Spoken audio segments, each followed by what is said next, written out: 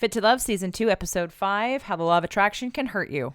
Today's show brought to you by Nourishing Wellness Medical Center. Do you want to learn more about your hormone health and how to get it properly tested?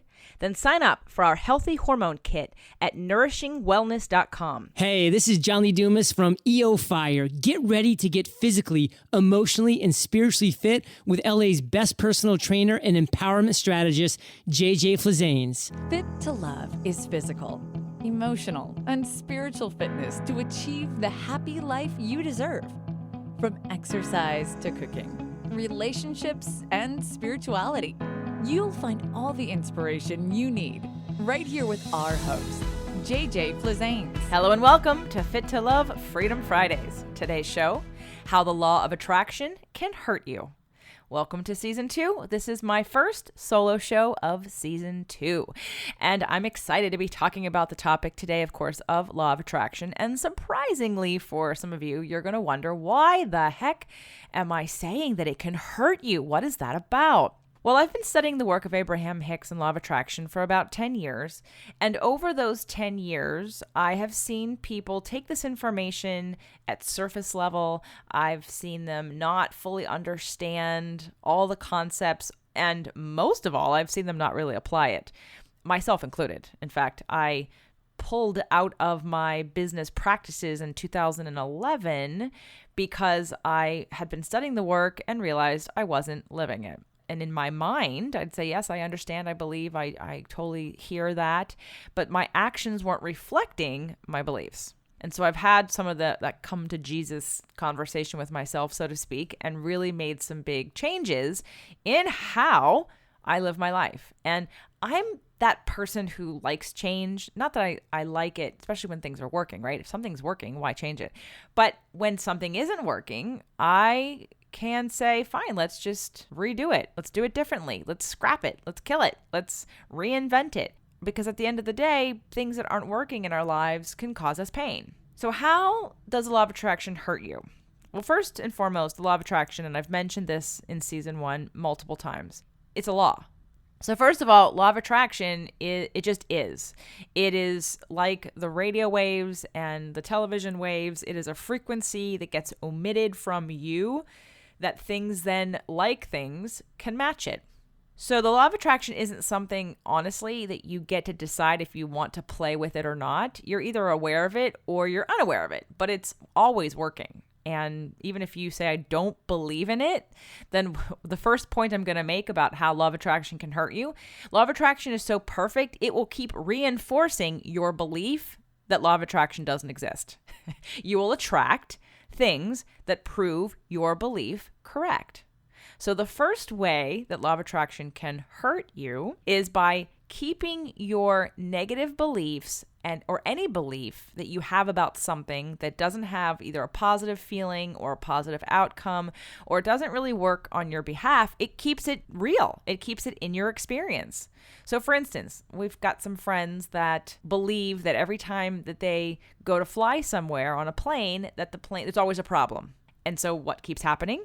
There's always a problem. The plane's delayed, the plane is canceled, they're overbooked the plane, the baggage comes late. There's always something wrong because the vibration and the belief of this person is that there's always a problem. And so they're expecting and they're omitting the expectation that something's going to go wrong. And so law of attraction perfectly continues to bring them things that they agree with, which is that something's going to go wrong. So if you're not careful, or if you're completely unaware, law of attraction is basically showing you in your life what it is you believe all the time. And the cool thing about using law of attraction is you get to change the belief. If you can identify. So if you're someone who thinks that something bad is going to happen all the time, or in certain situations, something bad's going to happen, and then what happens? Something bad. And you can say, see, law of attraction isn't working because I didn't want something bad to happen. Well, it doesn't matter if you wanted something good to happen or not. It depends on what are you omitting vibrationally. What are you thinking about? What are you feeling? You can think a thought that says, I want something good to happen, simultaneously feeling fear. So it's the disconnect between the thought and the feeling where we think law of attraction fails us. because we were taught through The Secret or from the hype around it in 2006 and 7 and 8 that the law of attraction was about putting pictures on a vision board and saying, I want this thing, and then expecting it just to come without you having to do any kind of shifting or expanding. I remember talking to people after The Secret came out and having them say, well, it didn't work. I put the pictures on the board, I put the pictures on the wall, and nothing happened. I said out loud that I wanted this thing and nothing happened. So visualize for a second that I want a new car. Yet my energy says, I don't really believe I'm going to get the new car. But I'm going to practice a quote unquote affirmation that says, I'm going to get a new car. I'm going to get a new car. But all the while that I'm saying I'm going to get a new car, I really don't believe it. And if I don't believe it, then I'm going to manifest what I believe, which is that I don't believe it. So it's not going to happen. So I'm going to prove myself right through law of attraction that it doesn't work, right? Because what's going on is that I'm actually vibrating a disbelief and a lower vibration, so to speak, of this is what I truly believe. I truly believe it's not real. That's why affirmations don't always work for people, because if you step so far out of your belief system and you're just saying words about money or about a relationship and you really, really do not believe it, it doesn't matter if you say it 10 million times during the day. If you really don't believe it, you won't get it. And that's just law of attraction proving you right. That cynicism or that skepticism or that this has happened 10 million times before, so it's not going to happen this time. That underlying belief system is what law of attraction is responding to. So you're going to get proven right all the time. So the key in shifting that is to decide, what do you want to be right about? Do you want to be right about manifesting something great? If that's the case, then the work isn't about stating an affirmation or putting a picture on a wall. The work is about truly uncovering a way or a belief that makes that possible for you. I know I've talked about it on a show in the past, whether it be my show or someone else's show. I used to read Entrepreneur magazine when I first started my business. I would walk down to the coffee shop near the beach. I would get a cup of coffee, sit in the corner on a couch, and start opening up the magazine with a notebook and a pen. And I would not be able to make it 5 pages in without making 3 pages of notes. In fact, it got to be so exhausting, I couldn't even read the magazine anymore. I wasn't even really reading the magazine. I would flip 3 pages and get so many ideas about what I could do to make money, or what I could do to succeed in business, or to create something new and fabulous that would take the world by storm, that I would be so overwhelmed with my growing, never-ending, overwhelming to-do list. And so what ended up happening is that I stopped reading Entrepreneur magazine and I stopped making to-do lists because it was too much. Now my relationship with Entrepreneur magazine has changed because I stopped making to-do lists. I stopped allowing every idea to say to me, this is the right idea, take action on this now. And it wasn't, because it was coming from anxiety. What I didn't realize about law of attraction back then is that I was looking feverishly for how to survive in business, how to make it, how to get that one thing that was going to take me to the next level. And so the energy behind my research was really fear-based. It wasn't based on pure creativity coming from within me and inspiration connected to my higher self and what I really wanted to be doing and what I truly enjoyed. It was really about how to make money. So what did I manifest? More ideas about how to make money and more ideas about things that I kept thinking I had to take action on. So fast forward, we're now 10 years later, and I'm reading Entrepreneur magazine with no to-do list, because to-do lists just did not serve me in that way. And I'm getting inspired about what's possible. So the point of the story and about addressing your belief system is that if you say, what is it that you truly, truly want? Do you want to lose weight? Do you want to manifest a partner? Do you want to have a successful business? But yet being truly honest with yourself, do you really believe it's possible? And if it's something because, let's say, weight loss, maybe you've struggled for a long time and you just really don't believe it's possible. If you can identify and be truly honest and say to yourself, you know what? What's standing in my way is me and me believing that it's not possible. I would encourage you to pick up some of those fitness and health magazines that do testimonials or search them online. Depending on your situation, you could probably find 1 or 2, if not 1,000 examples of someone just like you who had the same situation, the same scenario, and they overcame it. And those are the kinds of stories you want to look for, the kind of proof that's out there that can help to shift your belief from it's not possible to it is possible. Because until you move that dial from it's not possible, but I'm going to pretend and go through the motions as if it's going to help, but my true belief underneath this is that it's really not going to help me and that nothing is going to change, that's exactly what you're going to keep getting. And if you do it thinking this isn't going to work because nothing else has worked, that's what you're going to get. If it's on business, so for me, I don't pick it up as much as I probably would like to, but I absolutely have flipped through and read some of the stories in Entrepreneur Magazine or Success Magazine and gotten very inspired by things that I had no idea that were possible. And so now it opens my mind up to, wow, I never realized that was possible. And so the minute I see someone else do it or I've heard of someone else doing it, I now know I can create it too. So the first point of today's show, how the law of attraction can hurt you, is it can show you the negative beliefs that you keep activating. And as long as you're not changing those beliefs, you're going to continue to manifest what those deepest beliefs are about whatever subject you're struggling with. So the recommendation would be to find testimonials, stories, other people. Look for it. It's out there. I promise. If one person somewhere has been able to do it in some way, shape, or form, so have others. And so it's about opening your mind up to the possibility that it actually is possible. And when you start to look at evidence in other ways from other people, your belief might shift, and then law of attraction can deliver what it is you really want, but haven't allowed yourself to believe.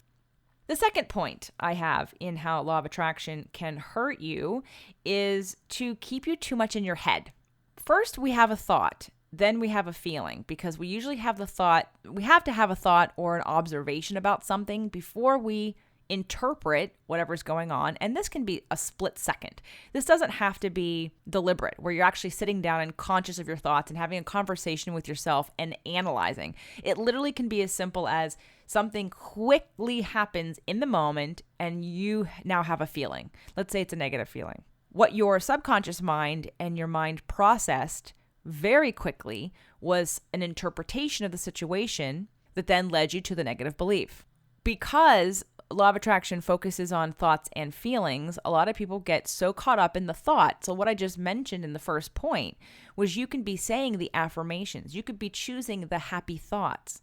But if your emotions and your frequency / vibration / energy doesn't match it, then it doesn't matter how many positive thoughts you think or say out loud or repeat in your head, because the vibration is the stronger signal, not the thought.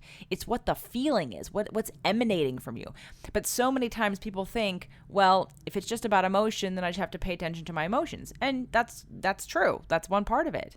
But sometimes the focus of your thought creates the emotion. So you can definitely focus on your thoughts, choose a better thought, choose a better focus. But don't forget that at the end of the day, it's about the feeling part of it, because you can go through the motions on all the exercises and the affirmations and reading this and reading that, and until your energy shifts, your feelings and your point of attraction isn't going to shift. So be careful to not be too much in your head, and to remember that if you're still attracting things that are unwanted, yet you're thinking positive thoughts, then it's not the thinking that's the problem. Again, it's the feeling and the believing that what's resonating for you, what's truly the energetic composition of your feelings on a very deep gut level. That's what needs to be addressed, and how you feel in the moment. So I have one more point I want to make about how the law of attraction can hurt you. But before I get to that, I do need to take a break and thank our sponsors. Do you want to look and feel years younger? Learn more about your hormone health and how to get properly tested. Sign up for the Healthy Hormone Kit at nourishingwellness.com. It features the essential tests you need to tell your doctor to order for you to learn more about your current levels. Plus, you'll receive lots of healthy eating and lifestyle tips to improve your hormone health naturally. Again, that's www.nourishingwellness.com. What does your self-care routine have to do with dating and relationships? Everything. How you treat yourself is the blueprint for how you show others how to treat you. I call this your body blueprint. Ready to change your body blueprint and manifest better quality relationships and physical results? I am giving away free copies of the second edition of Fit to Love, How to Get Physically, Emotionally, and Spiritually Fit to Attract the Love of Your Life. Visit fittolove.tv/ebook to download your copy today. That's FIT2LOVE.tv/ebook. Let's transform your body and your relationships. So the third and final point that I want to mention about how the law of attraction can hurt you is set up expectations that people use to keep beating themselves down. So I mentioned about the thoughts and the feelings because some people think, oh, well, I'll just do affirmations, or I'll read something aloud that's positive, or I will try to focus on positive things. And again, it's lip service, unless it shifts your energy. And when you look at a vibrational scale, the highest emotion, vibration point that we can get to is love. Love, joy, ease. That's all up at the top. And the lowest frequency of vibration is depression, otherwise known as feeling powerless. So here we have depression, and then we go up the scale 25 to 30 points in terms of different feelings, and we get to joy, happiness, celebration, and love at the top. The unrealistic expectation for a lot of people is that they believe or misinterpret that the law of attraction says in order to get what you want, you have to be at the top. So for someone who's at the bottom and currently feeling crappy, all of a sudden you put this pressure on yourself. Well, I have to be in love and joy and excitement. So I have to get there now in a split second. And it's too hard. It's too hard. It's too far away. That's like saying you're going to go to the gym 3 times and lose the 50 pounds you gained over the last 10 years. It doesn't work like that. So the most important emotion that I want to impress upon you, that it's important for you to remember in any emotional management / law of attraction focused way, the most important emotion for everyone is relief. Yes, relief, finding relief. No matter where you are on the scale, if you're at the bottom at depression, if you're in the middle at discouragement or frustration, or even if you're towards the top on hope or joy, if you're having an itchy moment emotionally and you know you're not feeling great, you're not feeling whole or in alignment with who you are or feeling happy or energized, rather than say, I'm depressed and I should be happy, so I'm going to say these affirmations or I'm going to do these things so that I can pump my energy up to happy in order to manifest what it is I want, go from where you are to relief. Find a way to feel relief. And I say that carefully because that is one of the biggest reasons why addictions are so common for all of us, because we find relief in detaching. We find relief in numbing. We find relief in suppressing. So we use food or drugs or alcohol or control. Control's a big one. Or we use technology, television, video games, movies, or we use work. And there's workaholism, right? If we're serving other people and we are putting out fires all the time, then that's a distraction from how we're really feeling and what it is we really need. So I want you to take the pressure off yourself if you're beating yourself up for not being in the highest vibration you can be. I went through this all week. It's been a very frustrating week. And I was in this energy yesterday of feeling frustrated, sad, slightly powerless, hopeless. Not quite hopeless. That's pretty bad. I'd say temporarily hopeless or feeling frustrated enough to sort of want to surrender or give up. And so I tried to find some relief. I watched a little bit of a show on Netflix. I took a bath with some essential oils and I was reading. I had some fun foods. I didn't overeat and I definitely didn't abuse food or alcohol yesterday, but I did have a glass of wine later to celebrate with a friend. I did have a little bit of gluten-free pasta for lunch. It was literally a half of a bowl, but being paleo, I would prefer not to eat that kind of thing, but I just said, you know what? I'm just going to do it. And I did it. And it didn't necessarily bring me relief because it didn't focus on the problem, but I was careful and conscious. And I think that's really another important lesson, is to just find relief as consciously as you can. And the law of attraction teaches that you focus. So if I'm looking at my quote unquote conflict or contrast, let's say it's a situation where I need something from somebody else, but they're not giving it to me. And I feel powerless. I feel frustrated. I may be angry and fearful. And if I keep looking at that thing, I'm going to continue to feel all those feelings unless I make peace with it, which you can do. You can problem solve and make peace with whatever it is and say, well, if it's meant to be, it'll be. I can always be late. I can follow up later. I know that I eventually will get it. You can absolutely ease the resistance around whatever you're looking at. But if that's a skill you haven't honed yet, the next best thing is to redirect your focus somewhere else and to choose your thoughts. That's why we recommend gratitude lists and appreciation lists and manifestation lists and gratitude journals before you go to bed at night, playing a game with somebody. So that way the conversation isn't around what's going wrong, but you really are truly acknowledging what is going right. And not to do it with fluff, not to make up stuff that doesn't exist, but to actually really acknowledge, truly acknowledge all of the things that you are appreciative of, things that you take for granted potentially on a daily basis, like that you're alive, that you're healthy, that you have a job, that you have a house, or that you live in a home, whether it be yours or not, doesn't really matter. You have a roof over your head is the point. That you have family that cares for you, or friends that care for you, or pets that care for you, and pets or children or friends or family that you care for. That you live in a place that provides you a certain community, or that you have great weather, or that you're safe and that you're not running for your life somehow, that you have some kind of security in, maybe there's money in the bank, or you've got your life set up in a way that you know you're taken care of. There's always something that you can truly be grateful for and appreciative of. And I want to stop. I'm going to do a whole show on the difference between gratitude and appreciation, but there's always something to appreciate. And the saying goes that you don't know what you've got until it's gone. So let's not wait till things are gone to look at what we have, to be grateful and to actively appreciate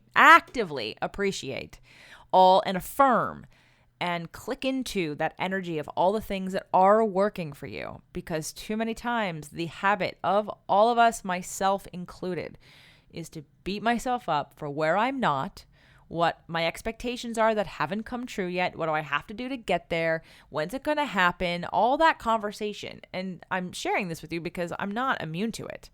What I've practiced, just like in exercise, when you exercise more, you get stronger. It gets easier. It doesn't last as long to be in those darker places because you've practiced doing the work that focuses you on appreciation. You've practiced paying attention to how you feel so that you understand how you can feel better without using an addiction, without drinking too much, or without eating too much, or without numbing yourself completely, through some kind of refocus, whether it be that you call up a friend, whether you do what you need, you figure out what your needs are and you take care of those needs. And you can also surrender. You just surrender to what it is and let it flow and let it pass. And even in the giving up and the surrender, it will. Because when you try too hard to beat it to the ground, the trying gives resistance to whatever it is that you are trying to get to. And so even just the letting go of trying in itself will allow you to literally relax into a better feeling place and let your own natural evolution of energy bring you to a little bit of a higher place tomorrow, or later that day, or the next day. But the trying so hard and the beating up of yourself. So I definitely see that I have struggled with that too, because once I learn what to do, I expect myself to do it. But there have been times where I'm like, you know what? I worked all weekend and I don't have to feel good today, and I don't have to figure out why, and I don't need to numb it through food, alcohol, or technology, but I definitely feel the need for relief. So if there's anything you take away from today's show, it is that the most important emotion to focus on, especially when you don't feel good, is relief. But to do it in a conscious way that doesn't abuse or numb you, because again, that's not going to solve the problem. Allow yourself to feel what you feel.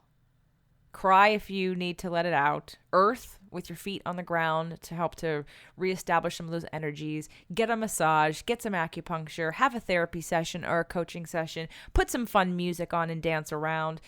I remember one time when back in early 2000s when I had started my business and I was in a transition, I had so much fear, so much survival fear.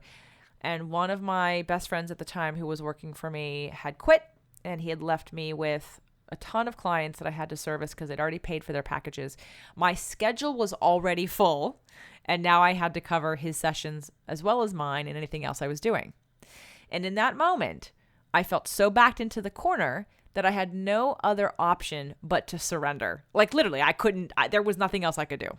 And I think I was worried about paying the rent. I think I was concerned about paying my trainers and felt absolutely powerless in that moment. But there was nothing I could do about it. I was backed into the corner.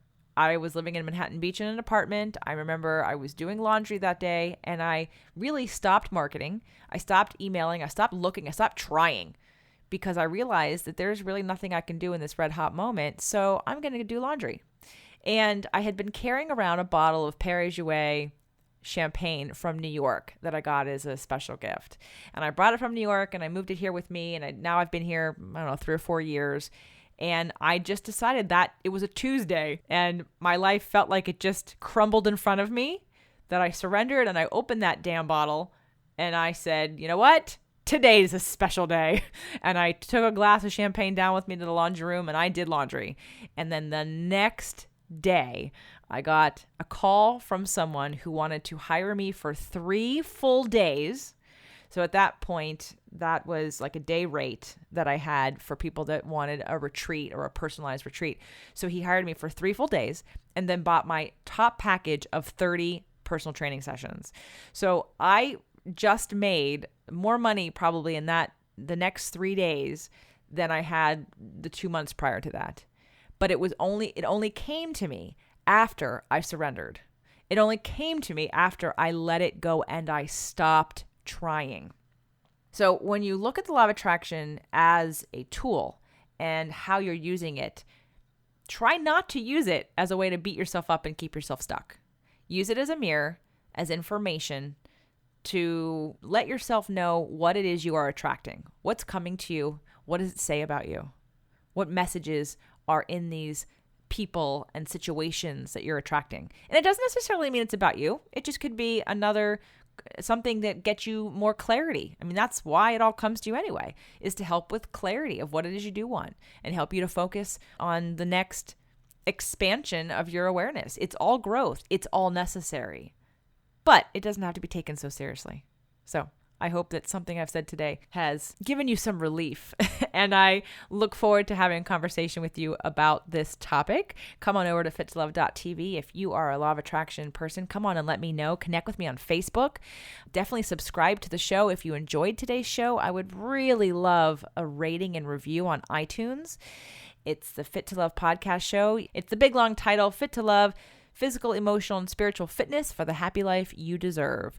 Thank you so much for listening today. I look forward to connecting with you again soon. Looking for an engaging and inspiring speaker? Does your group need a good jolt of positive thinking? Look no further than JJ Flizanes. Visit her site to check out her most requested topics and video examples. jjflizanes.com. That's jjflizanes.com.